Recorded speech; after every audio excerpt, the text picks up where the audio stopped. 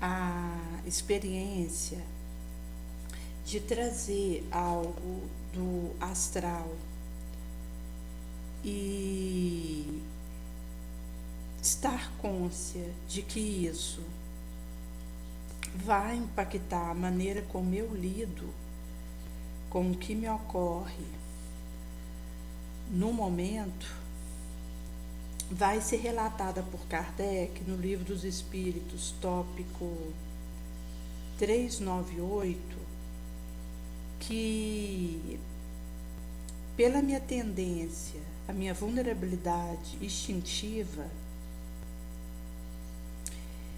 eu posso conhecer o erro, o falimento do meu pregresso, ao que é respondido que até certo ponto, devido a que a melhora, o aperfeiçoamento vai acontecer no espírito enquanto ele está no astral. E vai ser calibrado pela disposição que eu tenho, a minha busca, o meu desejo daquela recuperação, daquele aprendizado enquanto estou lá. Daí que eu não posso considerar a minha existência atual como vinda diretamente da minha reencarnação pregressa, no sentido de reencarnação. Porque quando eu saí daqui pela porta do túmulo, na experiência pregressa da reencarnação, eu vivi no astral um tempo, que é defeso para mim, e que vai interferir no que ocorre em mim enquanto estou lá, e isso vai falar da atitude e da resolução que eu possa ter tomado lá, antes de voltar. E isso diz de a minha existência, conforme o esforço e consoante o labor que empreendi no astral, estar bem melhor do que o que vivi numa experiência pregressa, reencarnada. Por isso que o esforço que eu faço aqui no bem, ele não se perde. Ele vai voltar para mim enquanto eu estiver no astral, e a sinergia de possibilidade de amálgama para fermentar um porvir mais limpo, uma destinação mais digna, vai acontecer. Em saúde mental, relatos do dia a dia de um psiquiatra espírita, Jair vai falar no tópico psicose e obsessão,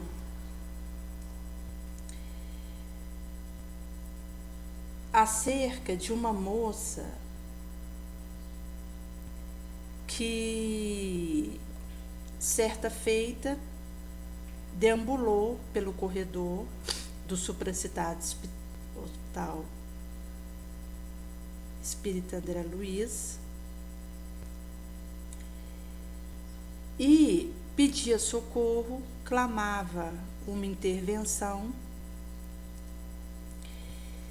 quando ocorreu de localizar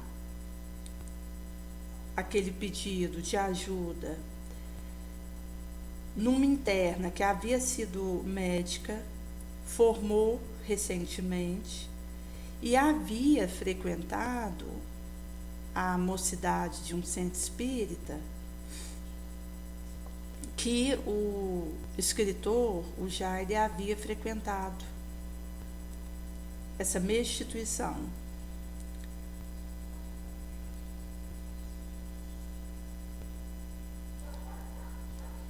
E mesmo ela sendo uma médica inteligente, brilhante, com um futuro ali promissor à sua frente, eis que, em meio a esse brilhantismo, ela mergulha num quadro psicótico com uma alteração psicomotora em que ela agitava e ficava num movimento intenso que obrigou a sua internação compulsória.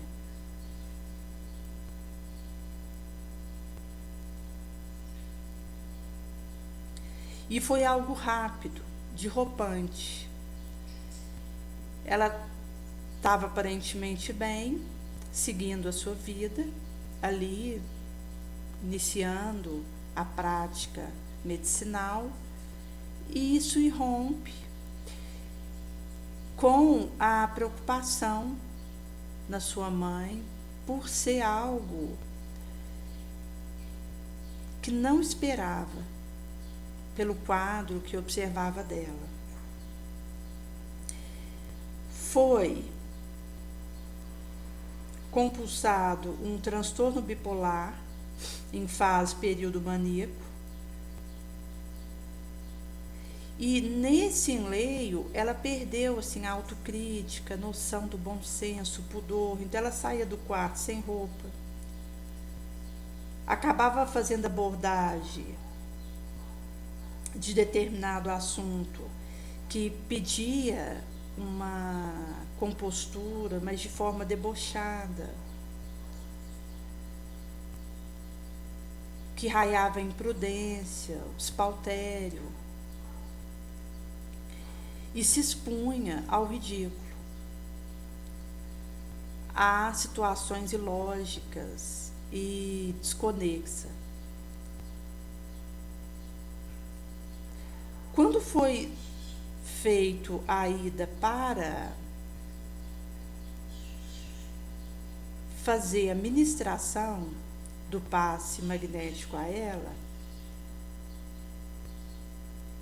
que é o vertimento de luz que promana do Cristo, do Espírito de Verdade, nessa transfusão bioenergética, que é o passe, foi vista uma figura masculina a fazer um ninho de guacho na cabeça dela ali. Ele parou ali com ela, tinha um cabelo grande, comprido, e abordava ela com uma influenciação nefanda,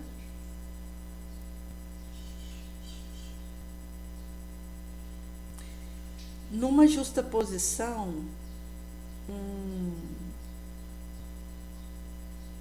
momento de assediamento dele sobre ela, que via ele, mas não via ela. Na fluidoterapia, ali na abordagem espiritual feita. A atitude bizarra, sem nexo, uma prolixidade e um esmo, mostrava uma alienação psíquica. Passou um tempo, ela veio a receber uma alta e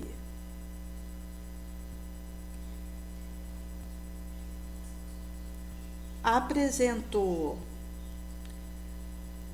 a ela que tinha tido um surto maniforme que é esse surto de mania, com essa agitação, esse movimento psicomotor intensivo, e que ela precisava entrar com medicação, até para ir desbastando a resistência que ela trazia à abordagem medicamentosa, de tomar uma substância para auxiliar o comando de neurotransmissor da célula neuronal e do caminho de regulação e de conversa, de troca figurinha dentro da caixa craniana.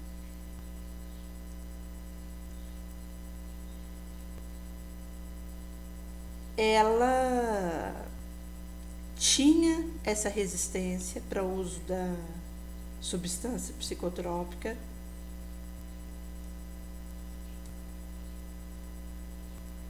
e, para tal, lançava mão de subterfúgio de maneira que ficasse na questão espiritual a abordagem para ela e ela evadisse de tomar o remédio. E nessa dificuldade que ela apresentava para aceitar a situação, ela começou a tomar essa medicação e parou, fez a suspensão do uso, mesmo sob protesto do médico que a acompanhava, e havia alegado que queria ir para o trabalho, exercer a medicina para a qual ela havia formado recente, e que ficaria chato, desagradável usar remédio, por ela ser uma médica, alguém formado nessa área. Ou seja, é claro que ela está lançando mão de uma justificativa desembasada, vazia, para fugir, subterfugiar aquilo que precisava se impor em termos de disciplina, que é a luta. Quando o Chico foi iniciar o trabalho dele, da escreveção de livro, e que Emmanuel, na época, que foi o seu mentor, que apareceu para ele e o acompanharia no seu ínclito trabalho mediúnico e o orientaria, foi sabatinado por ele sobre a condição para que ele pudesse iniciar aquele caminho. E Emmanuel responde para ele que eram 3 os pontos basilares que ele precisaria seguir para ter alguma chance de sucesso ali no trabalho que ele se imporia, que é esse bem-sucedimento moral. E ele pergunta, qual a primeira condição? Emmanuel responde, disciplina. E qual a segunda condição? Ele responde, disciplina. E qual a terceira condição? Ao que Emmanuel rebate, disciplina. Isto é, domar a minha vontade, vencer minha inclinação e me adaptar a uma ambientação moral nobre, a uma uniformidade de emoção, a um espontâneo equilíbrio de sentimento, a uma caridade como parte do meu comportamento normal. E sustentar a chama do idealismo na edificação, no prélio espiritual, onde eu vou me retemperar constantemente com um pensamento edificante, com a meditação elevada, sublime, com a prece, oração. E aqui entra o Evangelho no lar diário, o passe à distância, o cultivo de ideia nobre, de idealismo santificado, que é o que está a serviço do Cristo. Porque, conforme vai dizer André Luiz em Ação e Reação,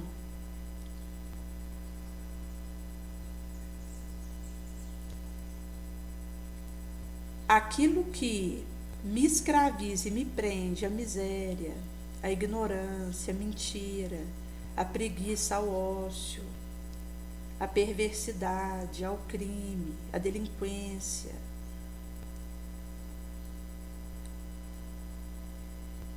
isso me atrela e fortalece a treva, a sombra que eu trago em detrimento da luz, e do inferno, do caos em detrimento do céu, da bênção. E que é essa volta ao meu egoísmo. Quando se fala em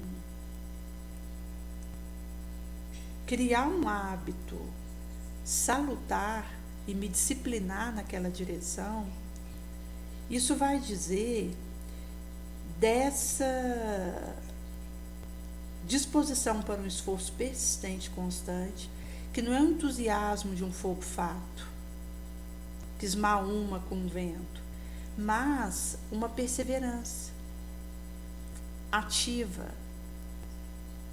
um continuar, apesar de tudo, naquilo que me propus.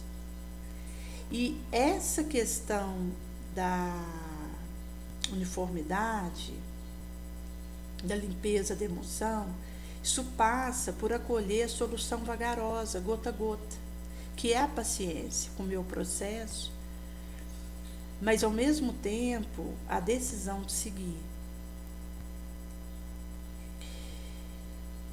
Porque acontece do trabalhador iniciar algo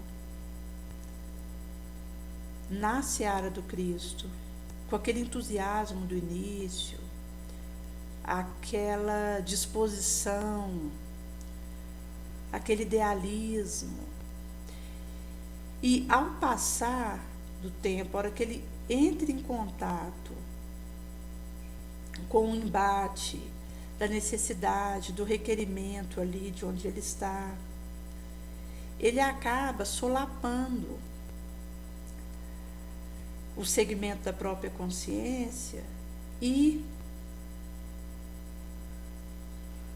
deserda disfarçadamente, de forma encoberta, e acopla isso a uma incompreensão do outro, a uma resposta que o outro deu que eu queria que fosse diferente,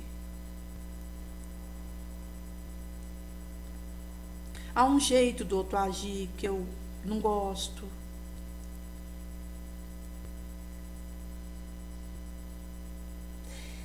E aqui entra a estabilidade moral e o equilíbrio, visto que se eu inicio com aquele entusiasmo, aquela ventilação, aquela energia e ânimo para dado serviço, precisa ficar claro que eu vou enfrentar luta naquele caminho, porque não há facilidade no caminho do bem, mas que eu preciso me munir de recurso para ter uma estabilidade mínima que me permita lembrar do essencial que me fez iniciar e abraçar aquilo.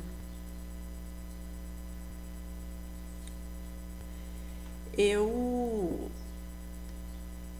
tive um período em Belo Horizonte para fazer um mestrado no ano de 2008, ali na UFMG. Eu fui na época e iniciei ele no departamento de genética. E em meio às lutas que eu vivia, tinha sido logo após o acidente, os meus pais, meus 2 sobrinhos e a esposa, esses da família do meu irmão, faleceram no mesmo acidente. E havia me deslocado para lá, iniciei escrito censo lá, e quando estava terminando o mestrado, o orientador do trabalho me fala que iria fazer uma abertura para uma nova leva inscricional para quem tivesse no mestrado migrar para o doutorado. E ele comenta que eu poderia fazer a subsequente inscrição, que teria ali uma seleção prévia, mas quem já estava no mestrado na supracitada instituição migraria no conjunto da leva, de forma líquida, para o doutorado. E nesse momento eu disse que não ia para o doutorado, que eu estaria voltando para Araxá, que é onde eu moro, e que eu estava aguardando concluir o mestrado para fazer essa volta para cá, o retorno. E essa resolução que eu havia tomado é porque quando eu inicio algo, eu vou dar um jeito de terminar. Porque eu sei que iniciar alguma coisa é fácil. Continuar é difícil. E chegar ao seu termo, ao seu fim, é sacrifício. Se isso poderia se enquadrar para uma situação matéria pela matéria, como fazer um mestrado, que é algo do mundo, a diferença é como eu posso usar isso para algo bom, essa pesquisa. Mas que, em suma, isso por isso, é irrelevante, insignificante. Imagina na construção do espírito, na luta para vencer minha má inclinação, no abraço de um trabalho nobre num centro espírita, num trabalho beneficente. Qual não é a luta que existe espiritual e o embate, como diz aqui Missionários da Luz, que eu vou enfrentar para dar seguimento àquele trabalho que abracei, com estabilidade, cimentamento e uniformidade de emoção nobre, e manter o idealismo, o ânimo aceso naquela edificação, naquela proposta. Inclusive, na época, eu ainda não havia tido contato com a doutrina espírita. Eu estava num momento de luta, assim, pelas próprias características de expiação que precisei atravessar aqui por muitos anos, na minha vilegiatura atual. E eu precisava ir em busca de algo que me chamava mesmo. E se eu iniciasse ali um doutorado, eu ia dar um jeito de terminar. Porque se eu começo, eu dou um jeito de terminar. Aí seria mais 4 anos, pelo menos, ali naquele ambiente, enquanto era imperioso para mim uma volta a mim mesma, naquele momento. E isso mostra que, se para algo comezinho da vida rotineira, isso precisa ser considerado, imagina algo que eu me comprometi no astral, que diz respeito a um segmento do Cristo, a um trabalho que abraço, a ensancha de auxiliar através daquilo. E isso ocorre no tete a tete do minuto. Tinha um aluno do terceiro ano que estava ali, já entrando no quarto bimestre para concluir o ensino médio, e parou de ir. E isso acontece de mancheia a desistência num curso que esteja sendo feito quando está para ser concluído, que vai me obrigar a recomeçar no início, no ano seguinte. Para dizer que se em algo assim, essa dificuldade, quando eu me proponho a um segmento em que minha consciência pede aquele abraçamento de um ideal nobre, eu vou precisar manter a minha chama acesa de harmonia e de equilíbrio moral para conseguir levar. Porque nós somos espíritos flutuantes na vibração, na emoção. A nossa oscilação, a nossa instabilidade é algo pavoroso. A nossa incapacidade de manter um estado de harmonia e de sequência lógica da própria condição, mesmo quando eu estou feliz. Porque eu tenho tendência a me sentir cansada, desgastada, desanimada.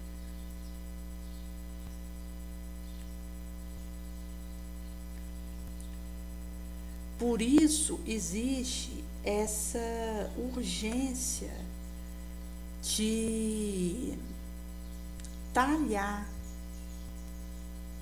esse vinho dentro de mim, essa pedra que vai permitir que eu siga dado caminho com acerto e possa, mesmo que ao preço do sacrifício, porque será, levar a termo e sair daqui, quando eu for chamada para voltar para o astral, com o meu dever cumprido de forma nobre, reta.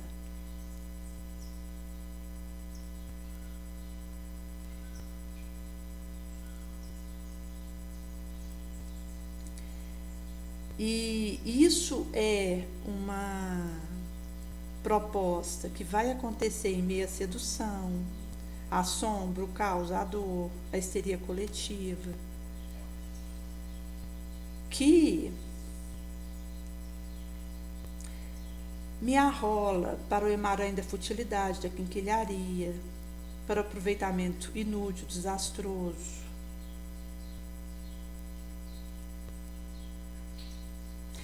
E o ponto central para que eu consiga vencer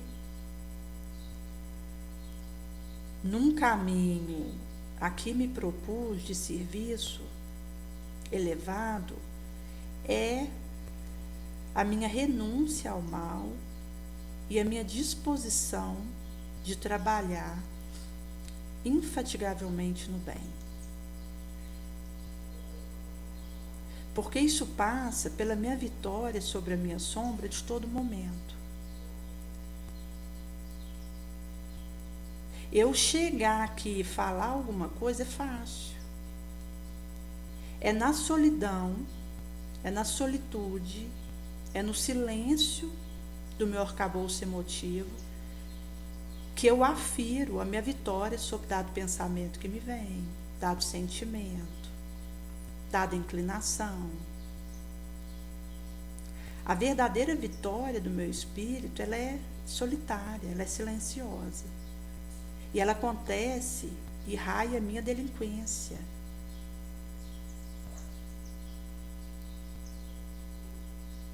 Que quando eu consigo vencer isso, eu posso assimilar essa vitória, esse heroísmo do meu espírito. esse heroísmo moral.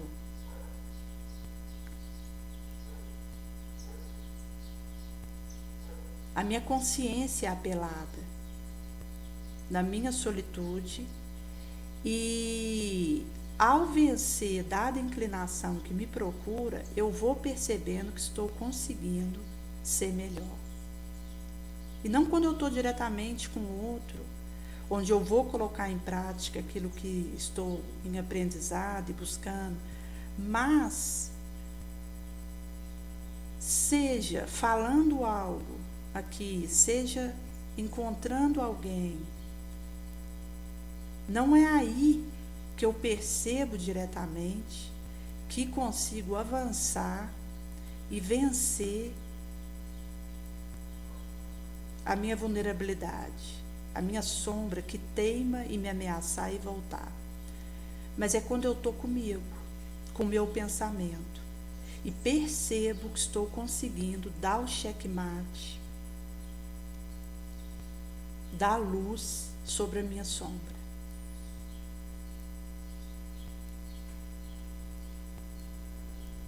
E aí, quando eu estiver com outro, eu vou poder colocar isso em prática, porque estou conseguindo verter isso a cada momento dentro de mim. Caso contrário, eu fico numa prisão, uma experiência de subnível. Entro no resvaladouro do novo débito, vou complicando cada vez mais a minha situação. Em vez de eu me exonerar de dívida pregressa, eu sobreponho débito a isso. Eu fico mais onerada de conta kármica. Me atrelo ao baixo nível de energético degenerado, do ioiô túmulo berço.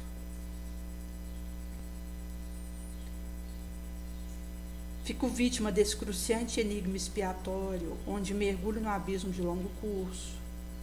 Vibro abissal. Fico num ping-pong de desajuste, desatrelo e mal, impende da delinquência, desesperação, aversão. Ao invés de ir, consertar e refazer valorosa, retemperando força soberana e expungindo com valor, com decisão.